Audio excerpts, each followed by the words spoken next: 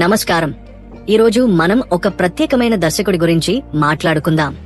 ఆయన సినిమా తీశారంటే అందులో యాక్షన్ ఉండదు, కోట్లు ఖర్చు పెట్టిన సెట్టింగులు ఉండవు, ఊహించని ట్విస్టులు ఉండవు.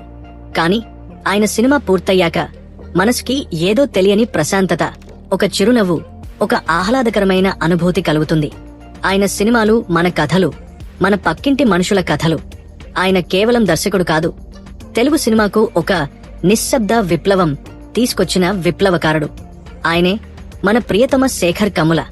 ఈరోజు మనం శేఖర్ కమ్ముల గారి జీవిత ప్రస్థానం, ఆయన సినిమాలలోని ప్రత్యేకతలు, ఆయన పాత్రల వెనుక ఉన్న కథ, తెలుగు సినిమాలో ఆయన మార్చిన ట్రెండ్లు, ఆయన సినిమాల్లో పదే పదే కనిపించే థీమ్స్, సింబాలిజం మరియు ఆయన ఆడిషన్స్, రహస్యం, ఈ అన్ని విషయాలను డీటెయిల్డ్ గా ఇన్డెప్త్ గా తెలుసుకుందాం.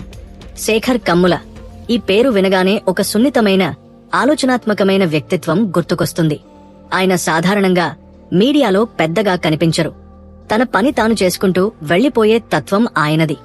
శేఖర్ కమ్ముల గారు తెలంగాణలోని పెద్దపల్లి జిల్లా గోదావరిఖనిలో జన్మించారు. ఆయన ప్రాథమిక విద్య హైదరాబాద్లోనే సాగింది. సివిల్ ఇంజనీరింగ్ చదివిన తర్వాత ఆయనకు సినిమాలపై ఆసక్తి పెరిగింది. కాని ఆసక్తి కేవలం ఒక అభిమానిగానే కాకుండా తను స్వయంగా కథలు చెప్పాలనే కోరికగా మారింది. సినిమా రంగంలోకి రావాలనే తపనతో శేఖర్ కమ్ముల గారు అమెరికా వెళ్లారు.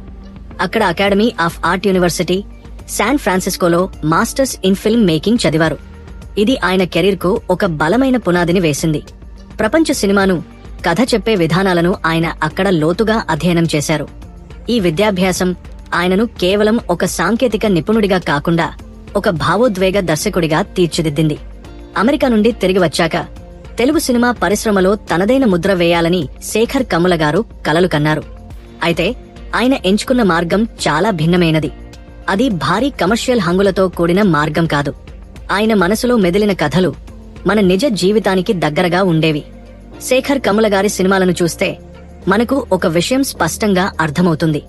ఆయన తెరపై చూపించేవి కేవలం పాత్రలు కాదు, అవి మనలాంటి అసలు మనుషులు. ఆయన పాత్రల ఎంపిక, వాటికి జీవం పోసే విధానం ప్రత్యేకంగా ఉంటుంది. శేఖర్ కమ్ముల సినిమాల్లోని హీరోలు, హీరోయిన్లు మన పక్కింటి అబ్బాయి, అమ్మాయిలా కనిపిస్తారు. వారికి ప్రత్యేకమైన మేకప్ ఉండదు, అతిశయమైన వేషధారణ ఉండదు. వారి మాటతీరు, హావభావాలు చాలా సహజంగా ఉంటాయి. ఇది శేఖర్ కమ్ముల గారి దర్శకత్వ శైలిలో ఒక కీలకమైన భాగం. ఆయన తన నటీనటుల నుండి ఆ సహజత్వాన్ని రాబట్టుకుంటారు. వారి వ్యక్తిగత గుణాలను కూడా పాత్రలోకి మిళితం చేస్తారు. ఆయన కెరీర్లో చాలా మంది కొత్త నటీనటులను, అప్పటి వరకు పెద్దగా పరిచయం లేని వారిని పరిచయం చేశారు. ఆనంద్లో రాజా, కమలిని ముఖర్జీ, హ్యాపీ డేస్ లో వరుణ్ సందేశ్, నిఖిల్, తమన్నా, సోనియా, ఫిదాలో సాయి పల్లవి. వీరందరికీ శేఖర్ కమ్ముల గారి సినిమానే ఒక పెద్ద బ్రేక్. ఆయన నటీనటుల ఎంపికలో స్టార్డమ్ కు బదులు ప్రతిభకు, పాత్రకు సరిపోయే గుణాలకు ప్రాధాన్యత ఇస్తారు. అందుకే ఆయన ఆడిషన్స్ చాలా స్ట్రిక్ట్ గా ఉంటాయని చెబుతారు. ఆయన పాత్రలకు లోతైన వ్యక్తిత్వం ఉంటుంది. ఉదాహరణకు ఆనంద్లో రూప ఒక స్వతంత్ర భావాలు కలిగిన, తన కాళ్ల మీద తాను నిలబడాలనుకునే అమ్మాయి.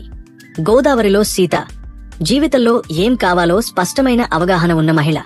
హ్యాపీ డేస్ లో అప్పుడే ఇంజనీరింగ్ కాలేజీకి వచ్చిన విద్యార్థులు, వారి భయాలు, సంతోషాలు, స్నేహం. ఫిదాలో భానుమతి తెలంగాణ పల్లెటూరి అమ్మాయి ధైర్యం, ఆత్మగౌరవం. లవ్ స్టోరీలో రేవంత్ మోనిక కులం, ఆర్థిక వ్యత్యాసాలతో పోరాడుతూ ప్రేమను గెలిపించుకునే యువత. ఈ పాత్రలన్నీ మనకు ఏదో ఒక సందర్భంలో తారసపడేవే. అందుకే ఆయన సినిమాలు మనకు చాలా దగ్గరగా అనిపిస్తాయి. తెలుగు సినిమా అంటే కేవలం భారీ action, glamour, fights, item songs అనే ఒక ట్రెండ్ నడుస్తున్న సమయంలో శేఖర్ కమ్ముల గారు ఒక నిశ్శబ్ద విప్లవం తీసుకొచ్చారు. ఆయన సినిమాలు ఒక కొత్త దారిని చూపించాయి. శేఖర్ కమ్ముల సినిమా ఫార్ములాకు విరుద్ధంగా ఉంటుంది. ఆయన కథకు, భావోద్వేగాలకు, పాత్రల ప్రయాణానికి ఎక్కువ ప్రాధాన్యత ఇస్తారు. ఆనంద్ 2004 ఆయన మొదటి కమర్షియల్ విజయం. ఆ సినిమా కేవలం 1.5 కోట్ల బడ్జెట్తో తెరకెక్కి అప్పట్లో 10 కోట్లకు పైగా వసూలు చేసింది. ఇది తెలుగు సినిమాకు ఒక షాకింగ్ ట్రెండ్ సెట్టర్. పెద్ద స్టార్స్ లేకపోయినా, భారీ బడ్జెట్ లేకపోయినా, మంచి కథ, నిజాయితీతో కూడిన దర్శకత్వం ఉంటే సినిమా విజయం సాధిస్తుందని ఆయన నిరూపించారు. ఆయన సినిమాల్లో బలవంతంగా చొప్పించిన కామెడీ ఉండదు. సన్నివేశాల్లోని సహజమైన హాస్యం, పాత్రల మధ్య సంభాషణల ద్వారా నవ్వులు పూయిస్తారు. ఆయన సినిమాలు ఒక ఫీల్ గుడ్ అనుభూతినిస్తాయి. అవి మనసును ప్రశాంతంగా తేలికగా చేస్తాయి. ఈ ఫీల్ గుడ్ జానర్ను తెలుగులో పాపులర్ చేయడంలో శేఖర్ కమ్ముల గారి పాత్ర చాలా పెద్దది. ఆయన సినిమాల్లో పాటలు, నేపథ్య సంగీతం చాలా ముఖ్యమైనవి. అవి కథలో అంతర్భాగంగా ఉంటాయి. అనవసరంగా పాటలను చొప్పించరు. పాటలు కూడా చాలా మెలోడియస్ గా, వినసొంపుగా ఉంటాయి. ప్రతి పాట సినిమా ఫీల్ను, పాత్రల భావోద్వేగాలను పెంచుతుంది. దర్శకుడిగానే కాకుండా సినిమాటోగ్రాఫర్లు, మ్యూజిక్ డైరెక్టర్లు, ఎడిటర్లు వంటి కొత్త టెక్నీషియన్లను కూడా ఆయన ప్రోత్సహిస్తారు. కొత్త టాలెంట్ కు అవకాశం ఇవ్వడం ద్వారా తెలుగు సినిమాకు ఒక కొత్త శైలిని, కొత్త టీంలను పరిచయం చేశారు. నమస్కారం. ఈరోజు మనం ఒక ప్రత్యేకమైన దర్శకుడి గురించి మాట్లాడుకుందాం. ఆయన సినిమా తీశారంటే అందులో యాక్షన్ ఉండదు, కోట్లు ఖర్చు పెట్టిన సెట్టింగులు ఉండవు, ఊహించని ట్విస్టులు ఉండవు. కాని ఆయన సినిమా పూర్తయ్యాక మనసుకి ఏదో తెలియని ప్రశాంతత, ఒక చిరునవ్వు, ఒక ఆహ్లాదకరమైన అనుభూతి కలుగుతుంది. ఆయన సినిమాలు మన కథలు, మన పక్కింటి మనుషుల కథలు. ఆయన కేవలం దర్శకుడు కాదు, తెలుగు సినిమాకు ఒక నిశ్శబ్ద విప్లవం తీసుకొచ్చిన విప్లవకారుడు. ఆయనే మన ప్రియతమ శేఖర్ కమ్ముల. ఈరోజు మనం శేఖర్ కమ్ముల గారి జీవిత ప్రస్థానం, ఆయన సినిమాలలోని ప్రత్యేకతలు, ఆయన పాత్రల వెనుక ఉన్న కథ, తెలుగు సినిమాలో ఆయన మార్చిన ట్రెండ్లు, ఆయన సినిమాల్లో పదే పదే కనిపించే థీమ్స్, సింబాలిజం మరియు ఆయన ఆడిషన్స్, రహస్యం, ఈ అన్ని విషయాలను డీటెయిల్డ్ గా, ఇన్డెప్త్ గా తెలుసుకుందాం. శేఖర్ కమ్ముల ఈ పేరు వినగానే ఒక సున్నితమైన, ఆలోచనాత్మకమైన వ్యక్తిత్వం గుర్తుకొస్తుంది. ఆయన సాధారణంగా మీడియాలో పెద్దగా కనిపించరు. తన పని తాను చేసుకుంటూ వెళ్లిపోయే తత్వం ఆయనది. శేఖర్ కమ్ముల గారు తెలంగాణలోని పెద్దపల్లి జిల్లా గోదావరిఖనిలో జన్మించారు. ఆయన ప్రాథమిక విద్య హైదరాబాద్లోనే సాగింది. సివిల్ ఇంజనీరింగ్ చదివిన తర్వాత ఆయనకు సినిమాలపై ఆసక్తి పెరిగింది. కాని ఆసక్తి కేవలం ఒక అభిమానిగానే కాకుండా తను స్వయంగా కథలు చెప్పాలనే కోరికగా మారింది. సినిమా రంగంలోకి రావాలనే తపనతో శేఖర్ కమ్ముల గారు అమెరికా వెళ్లారు. అక్కడ academy of art university, San ఫ్రాన్సిస్కోలో మాస్టర్స్ ఇన్ ఫిల్మ్ మేకింగ్ చదివారు.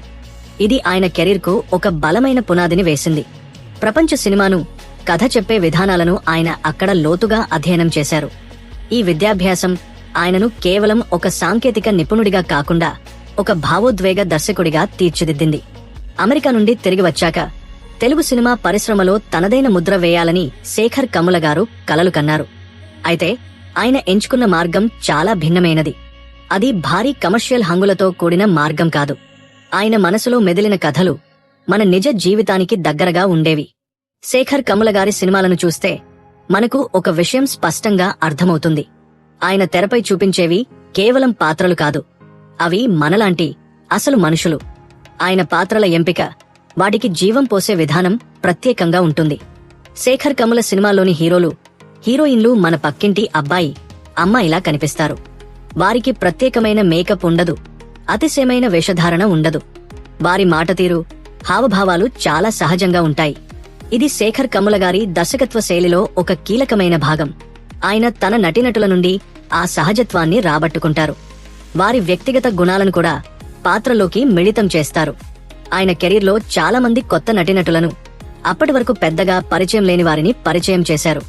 ఆనంద్లో రాజా, కమలిని ముఖర్జీ, హ్యాపీ డేస్ లో వరుణ్ సందేశ్, నిఖిల్, తమన్నా, సోనియా, ఫిదాలో సాయి పల్లవి. వీరందరికీ శేఖర్ కమ్ముల గారి సినిమానే ఒక పెద్ద బ్రేక్. ఆయన నటీనటుల ఎంపికలో స్టార్డమ్ బదులు ప్రతిభకు, పాత్రకు సరిపోయే గుణాలకు ప్రాధాన్యత ఇస్తారు. అందుకే ఆయన ఆడిషన్స్ చాలా స్ట్రిక్ట్ గా ఉంటాయని చెబుతారు. ఆయన పాత్రలకు లోతైన వ్యక్తిత్వం ఉంటుంది. ఉదాహరణకు ఆనంద్లో రూప ఒక స్వతంత్ర భావాలు కలిగిన, తన కాళ్ల మీద తాను నిలబడాలనుకునే అమ్మాయి. గోదావరిలో సీత జీవితంలో ఏం కావాలో స్పష్టమైన అవగాహన ఉన్న మహిళ. హ్యాపీ డేస్ లో అప్పుడే ఇంజనీరింగ్ కాలేజీకి వచ్చిన విద్యార్థులు, వారి భయాలు, సంతోషాలు, స్నేహం. ఫిదాలో భానుమతి తెలంగాణ పల్లెటూరి అమ్మాయి ధైర్యం, ఆత్మగౌరవం. లవ్ స్టోరీలో రేవంత్ మోనిక కులం, ఆర్థిక వ్యత్యాసాలతో పోరాడుతూ ప్రేమను గెలిపించుకునే యువత. ఈ పాత్రలన్నీ మనకు ఏదో ఒక సందర్భంలో తారసపడేవే. అందుకే ఆయన సినిమాలు మనకు చాలా దగ్గరగా అనిపిస్తాయి. తెలుగు సినిమా అంటే కేవలం భారీ action, glamour, fights, item songs అనే ఒక ట్రెండ్ నడుస్తున్న సమయంలో శేఖర్ కమ్ముల గారు ఒక నిశ్శబ్ద విప్లవం తీసుకొచ్చారు. ఆయన సినిమాలు ఒక కొత్త దారిని చూపించాయి. శేఖర్ కమ్ముల సినిమా ఫార్ములాకు విరుద్ధంగా ఉంటుంది. ఆయన కథకు, భావోద్వేగాలకు, పాత్రల ప్రయాణానికి ఎక్కువ ప్రాధాన్యత ఇస్తారు. ఆనంద్ 2004 ఆయన మొదటి కమర్షియల్ విజయం. ఆ సినిమా కేవలం 1.5 కోట్ల బడ్జెట్తో తెరకెక్కి అప్పట్లో 10 కోట్లకు పైగా వసూలు చేసింది. ఇది తెలుగు సినిమాకు ఒక షాకింగ్ ట్రెండ్ సెట్టర్. పెద్ద స్టార్స్ లేకపోయినా, భారీ బడ్జెట్ లేకపోయినా, మంచి కథ, నిజాయితీతో కూడిన దర్శకత్వం ఉంటే సినిమా విజయం సాధిస్తుందని ఆయన నిరూపించారు. ఆయన సినిమాల్లో బలవంతంగా చొప్పించిన కామెడీ ఉండదు. సన్నివేశాల్లోని సహజమైన హాస్యం, పాత్రల మధ్య సంభాషణల ద్వారా నవ్వులు పూయిస్తారు. ఆయన సినిమాలు ఒక ఫీల్ గుడ్ అనుభూతినిస్తాయి. అవి మనసును ప్రశాంతంగా, తేలికగా చేస్తాయి. ఈ ఫీల్ గుడ్ జానర్ను తెలుగులో పాపులర్ చేయడంలో శేఖర్ కమ్ముల గారి పాత్ర చాలా పెద్దది. ఆయన సినిమాల్లో పాటలు, నేపథ్య సంగీతం చాలా ముఖ్యమైనవి. అవి కథలో అంతర్భాగంగా ఉంటాయి. అనవసరంగా పాటలను చొప్పించరు. పాటలు కూడా చాలా మెలోడియస్గా, వినసొంపుగా ఉంటాయి. ప్రతి పాట సినిమా ఫీల్ను, పాత్రల భావోద్వేగాలను పెంచుతుంది.